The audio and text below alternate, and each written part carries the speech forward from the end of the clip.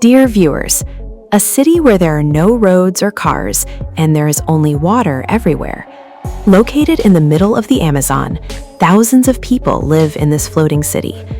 Here, boats run instead of cars, and to survive, one must always adapt to the changes. This is the unseen reality of the place that locals call the Venice of Brazil. You don't find a road to go to work. You have to navigate through a network of waterways.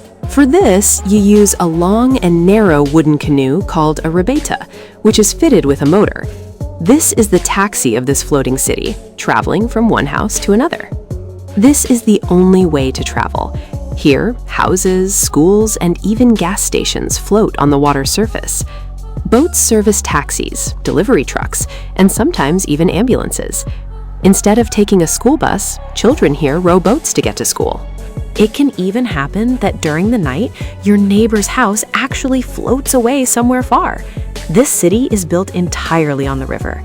There are floating schools here which have teachers, blackboards, children in uniforms, and lunch breaks, just like normal schools. During the break, the sounds of children laughing and playing echo over the water. There are Catholic churches here where bells ring for Sunday prayers. Besides these, there are also evangelical churches where prayer songs sung at night can be heard over the dark water. You will find neighborhood shops that sell everything from soap, rice, and cooking oil to colorful candies and fresh fish. Some floating stores are much better than others. These have working freezers, locally made cheese, and even limited Wi-Fi to stay connected to the outside world. There is a floating beauty salon, which becomes quite busy before community festivals. There are also bars and restaurants here that serve piping hot bowls of fish stew. People eat their meals while enjoying the sounds of exotic birds and the noise of the water flowing beneath them. But the most unique sight here is the floating gas station. Here, instead of cars, boats stand in queues. How do you think this lifestyle differs from the hustle and bustle of city life? Do share your thoughts with us by commenting below. Now, you might be wondering how people actually manage their lives in such a place. The life of the floating city is completely tied to the river. The residents here depend on it for food, income, and daily life. At the core of this entire system is traditional fishing. Families set out early in the morning in small wooden boats. They cast nets in search of local fish like tucanaray, tambaqui, and surubim. Some families catch fish only to feed their households. Others sell the fish to boats, floating markets, or middlemen who take them to Manaus. This is hard labor, and sometimes the earnings is low. But it is a regular job, and it is their own business. However, the river is not their only resource. The surrounding forest also provides fruits and goods that keep the local economy running. Acai berries are hand-picked from tall palm trees, which is a dangerous but profitable task. Brazil nuts, bananas, pupunha, and cupuaçu are gathered from the forest floor and the trees. They are either sold fresh or turned into juices, jams, and sweets, using age-old methods passed down through generations. Many families produce cassava flour and sago, which are the main staples of Amazonian food. Others make handmade soaps from natural ingredients or homemade candies. All these items are sold throughout the floating community and even beyond it. In the floating city, women are the heart and soul of the community. Many women run small businesses from their homes. They sell products from their porches, cook meals for neighbors, work as hairstylists, or trade handmade goods. They cook, clean, look after the children, and still manage to do the work that supports their entire family. Often, it is these women who ensure that the community remains connected. They carry the traditions forward and keep the spirit of the city alive. Their influence is not limited only to the economy. They are the caregivers and teachers who hold everyone together. It is their ability to balance family, work, and community responsibilities that helps this unique city move forward despite all challenges. If you had to live here, what would you rely on the most? Press 1 for fishing in the river, for forest products. Press 2 for gathering forest products, and press 3 for running a small business from home. Write your number in the comments and let us know where you are watching from. Do you like urban life, or do you prefer living close to nature? despite all its beauty and uniqueness, life in this floating city is not easy at all. Although the views are beautiful and the people are strong, the lack of basic infrastructure makes daily life a major challenge. If you were to ask the residents what they miss most about living on land, their answers will be very simple yet heartbreaking. They miss things like clean water, secure electricity, healthcare, and waste collection. There is no sewage system here. Toilet waste flows directly into the river without any filtration. The very river that provides people with food, transportation, and water for daily use is now also filled with pollution. People know that this is not right, but they have no other choice. Drinking water is another major daily concern, which requires constant attention and creativity. Some houses collect rainwater during Amazonian storms. They store it in makeshift tanks made from whatever materials they can find. Others use cloth filters, or if they have fuel or electricity, they boil the river water. Many families have no choice but to drink water directly from the river. They are aware that it may contain bacteria and pollutants, but when this is all you have to make do with it. There is no system for waste collection here. Every family finds its own solution, and the results are both unique and tragic. They burn the things that can be burned and push the rest of the garbage into the corners of their floating platforms. Otherwise, they let it flow away with the water current. Over time, this garbage accumulates between the houses and blocks the paths of the small rivulets. Gradually, this waste becomes a part of the scenery. Access to healthcare is very limited or completely non-existent. There are no clinics nearby. There are no ambulances and medical emergencies. There are no water ambulances either. If someone becomes seriously ill or injured, their only option is to travel by boat. It often takes them several hours to reach the nearest health outpost in Manaus, traveling through dangerous waters. During storms or floods, this journey becomes nearly impossible. Even the electricity can go out at any time and is dangerous. Some houses are connected to the city's power grid through weak and makeshift wires. Short circuits can occur in these when it rains, which happens frequently in the Amazon. Others depend on small generators. There are for which expensive fuel is required. Besides this, they use kerosene lamps, which pose a risk of fire, or they have nothing at all. When the power goes out, which is a common occurrence here, the night becomes very dark and truly dangerous for many people. Friends, as always, if today's story has made an impact on you, don't forget to like for our small encouragement. And if you are watching our video for the first time, do press the subscribe button. To stay updated with the most exciting videos, also turn on the notifications. In a place where government services are minimal or completely non-existent, there is only one thing that keeps everyone connected, and that is the community. This floating city not only floats physically on the water, but it is also socially sustained because the people living here help each other every single day. This spirit of solidarity is perhaps their greatest strength. From houses to schools and temporary clinics, almost everything functioning in this floating city exists not because of government programs, but because of collective effort and mutual help. Neighbors treat each other such.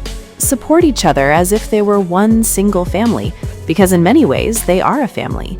When a house begins to sink due to the rotting of wood or a change in the water current, others immediately bring wood, plastic barrels, or whatever they can find to lift it back up. If a boat's motor fails and a family gets stranded, another neighbor arrives with tools to help or offers to share their own boat. During extreme floods or droughts, the residents know exactly what to do without being told what to do. They strengthen the floating platforms and fix the ropes. They also attach extra floaters beneath the houses. No one needs to be told anything. Everyone gets to work on their own. This is a part of their lives. Today you are helping, because tomorrow you might need help too. When garbage accumulates and poses a threat of blocking the waterways, families join together to run cleaning drives. Some people build sheds to collect recyclable waste, which they take to Manaus for some extra money. Others teach their neighbors how to make compost from organic waste and how to reuse materials in creative ways. They also teach how to safely burn trash without spreading toxic fumes. Healthcare here is not very good, but it works in its own way. Volunteer doctors visit here from time to time. Often, NGOs or religious groups also come, bringing basic medical supplies. Some residents have learned how to give basic first aid, administer injections, or recognize the symptoms of common illnesses. This is not an ideal system, but when real help is very far away, this saves people's lives. The schools here remain open because the people fight for them. Some teachers travel long distances by boat every day to reach their classrooms. They face dangerous waters and bad weather. Some students go to school every morning through flooded paths, regardless of rain or sunshine, because they understand that education is the only path to a better future for them. Even parents who can barely read themselves also encourage their children, Make huge sacrifices to keep their children in school. The story of this floating city in the Amazon did not begin with architects, engineers, or government plans. It began with hardship and a person who was ready to imagine a new way to move forward. After the collapse of the rubber industry in the early 20th century, a severe economic depression hit Manaus. Once famous as the Paris of the tropics, the city quickly became a place of empty mansions, closed theaters, and deepening poverty. When jobs vanished and no social security remained, people from rural areas began coming to the city just to stay alive. Among them was a man named João Frigio, who had come from the drought-stricken northeastern part of Brazil.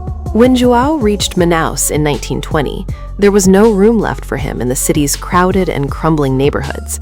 Instead of building a hut on land, he tied wooden logs together and built a simple wooden house on top of them. Then he set it afloat on the waters of the Educandos River. This one creative decision changed everything. Others saw João and began to follow his lead. At first, a few more houses were built, then dozens, and eventually entire clusters of floating wooden huts were formed. People who had nothing, no electricity, no water, and no land, established their lives on the river itself.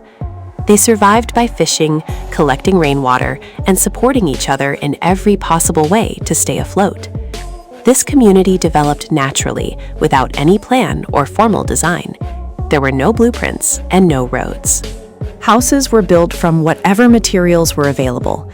People used scrap wood, plastic barrels, and tin sheets. What had started as a temporary solution became a permanent way of life. Floating houses eventually transformed into floating neighborhoods. Families grew, generations passed, and gradually a new culture emerged, one built upon water and courage. This floating city is not some mysterious place hidden deep in the jungle, or a location that is difficult to reach. It is situated right next to one of the largest urban centers of the Brazilian Amazon. This is Manaus, the capital of the state of Amazonas. It is a city of contrasts, where modern multi-story buildings rise above the endless green canopy. Here, highways touch the banks of muddy rivers teeming with life. Manaus is situated at the confluence of two massive rivers. On one side is the dark water of the Rio Negro, and on the other is the muddy water of the Solimões. Together, they give birth to the mighty Amazon River. Woven into this aquatic system are small canals, streams, and floodplains known as igarapés. These are natural waterways that snake through the city and the surrounding jungle. It is from these igarapés that the floating city took shape, especially in Educandos, São Raimundo, and Cachoeirinha neighborhoods.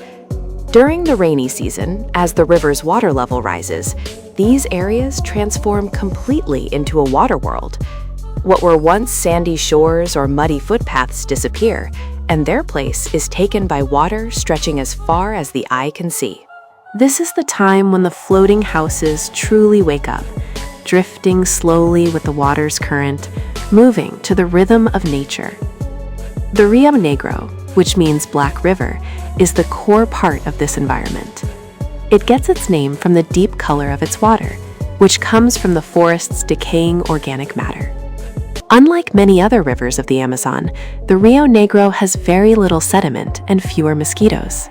This makes it very favorable for human settlements. It is also better for communities built directly on the water.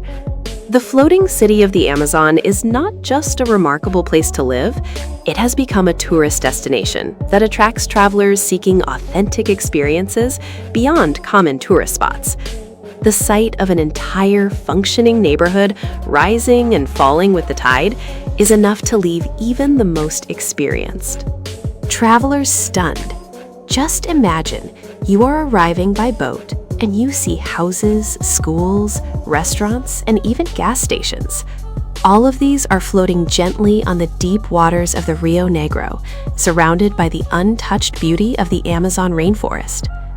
But what makes this experience even more special is the incredible wildlife and ancient nature that exists just beyond the wooden decks and floating platforms. There is no road to take you to the floating city. The only way to reach here is by water, which usually starts from the busy port area of central Manaus. Tourists usually travel in small wooden boats or fast motorized canoes called voaderas. This journey itself becomes a part of the adventure. During this trip, you might even spot the pink river dolphins, known locally as boltos. They swim alongside your boat as if by magic, and their nature seems very playful and intelligent. High above in the sky, hundreds of bird species can be seen flying. Among them are the magnificent scarlet macaws and the toucans with their massive and colorful beaks, which look like something from an old era, along with tiny hummingbirds hovering near flowering trees, shining like jewels. In the distance, you can often hear the haunting roars of howler monkeys echoing through the forest. This sound travels for several kilometers and serves as a constant reminder that you are in one of the most biodiverse places on Earth. Depending on the season, the experience here changes significantly. During the flood season, the flooded forests, known locally as igapás, offer a magical experience that feels like something from a fantasy story. Just imagine rowing through a forest where boats pass between the massive trunks of trees. Fish swim beneath the roots of tall trees, and the forest floor is completely submerged under 6 to 9 meters of water. During the dry season, the landscape changes completely. Sandy banks emerge like temporary islands, creating new beaches that weren't there before. Where deep water once flowed, muddy paths begin to appear, and you can walk through areas that just months ago were completely underwater.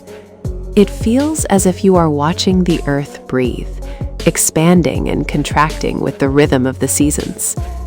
With a little patience and luck, you can spot 3-toed sloths moving in slow motion among the branches above. Their movements are so deliberate, it's as if they are meditating. Troops of capuchin monkeys swing through the treetops like acrobats, often pausing to stare down at the strange humans floating beneath them. For those who venture out during the morning or evening, an even more thrilling experience. Caimans, the crocodiles of the Amazon, can often be seen sunbathing on the muddy banks. They also appear floating motionless in the water, where only their eyes and noses are visible. At night, their eyes glow in the light of a flashlight, like red jewels scattered across the dark water. For bird lovers, this area is nothing short of a paradise. Great blue herons stand still in the shallow waters, waiting patiently for countless hours to hunt fish. Kingfishers perched on hanging branches dive into the water with such precision that even an Olympic athlete would be jealous. And if you are very lucky, you might catch a glimpse of the harpy eagle. It is one of the world's most powerful birds of prey, soaring high above the forest canopy. Although the floating city of the Amazon might seem like a unique and isolated thing, it is actually part of a much larger human story. This story spans across continents, cultures, and thousands of years of history. The Netherlands is famous for its centuries-old battle to reclaim its land from the sea. Amsterdam in this country has embraced floating life in a completely different way. There are more than 2,500 official houseboats in the city. Many of these were once working cargo ships that have now been converted into comfortable and modern homes. Others are floating houses built on specially designed platforms. These floating homes in the Netherlands have all the amenities of houses built on land. They include running water, reliable electricity, high-speed internet, and even small gardens with flowers and vegetables. Some houses are worth millions of euros and feature modern architecture that could rival the city's most expensive apartments. This proves that with proper infrastructure and urban planning, living on water can be both functional and luxurious. On the other side of the world, in the warm waters of Southeast Asia, live the Bajau people, often called sea nomads by outsiders. These indigenous communities of the Philippines, Malaysia, and Indonesia have spent their entire lives at sea for centuries. They build their homes on stilts or floating rafts in shallow coastal waters. They move with the seasons and the migration of fish, which keeps their traditional lifestyle going. The Bajau people have adapted incredibly well to their aquatic way of life. They fish using traditional tools passed down through generations. They navigate vast stretches of the ocean using their knowledge of currents, winds, and stars, a technique that could challenge even modern GPS systems. Most remarkably, Bajau children often develop an extraordinary ability to see underwater.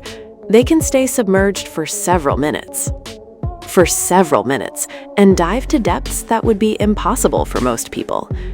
In Italy, the city of Venice is perhaps the most famous example of a permanent human settlement built on water. Constructed over 1,000 years ago on a lagoon, supported by thousands of wooden piles driven deep into the mud, Venice is a magnificent example of humanity's constant struggle against the unpredictable forces of nature. Its complex web of canals, bridges, and gondolas has become a symbol of romantic urban life on water. It attracts millions of tourists every year. But Venice also faces serious challenges, similar to those of the Amazon's floating city. These include rising sea levels, pollution, and the constant need for maintenance and adaptation. During high tides, the city regularly floods, and residents have learned to live with the rhythm of the water, just as the people of the Amazon have. In Cambodia, on the Great Tonle Sap Lake, floating villages rise and fall with dramatic changes in water levels.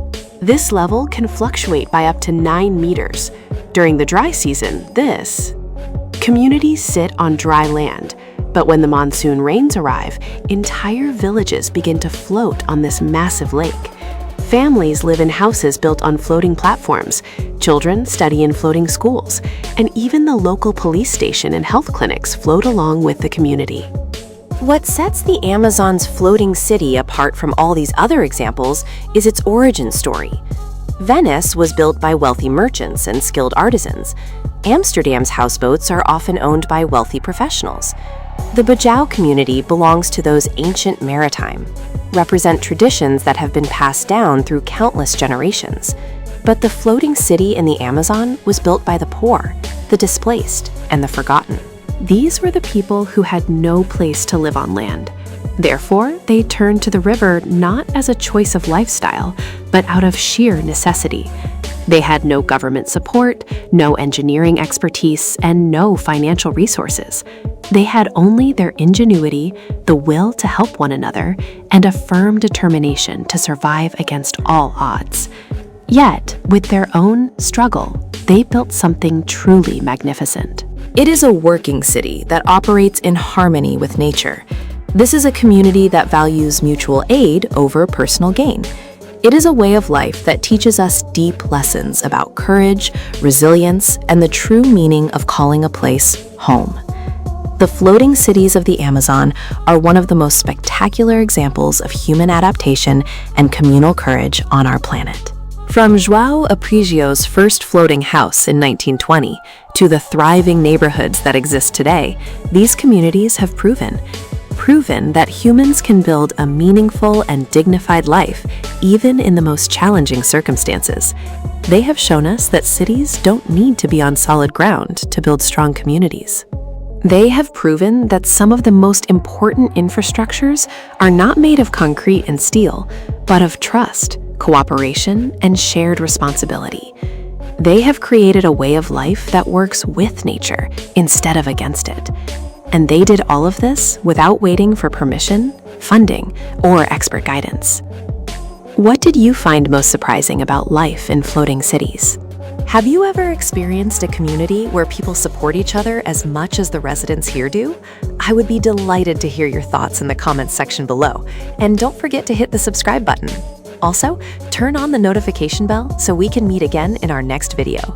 Thank you so much for spending your time with us today. I hope you enjoyed it. Your support means the world to us. Wishing you all the very best for the future. Thank you for watching. If you found this video useful, please like it, subscribe, and ring the bell so you don't miss any new videos. See you in the next video.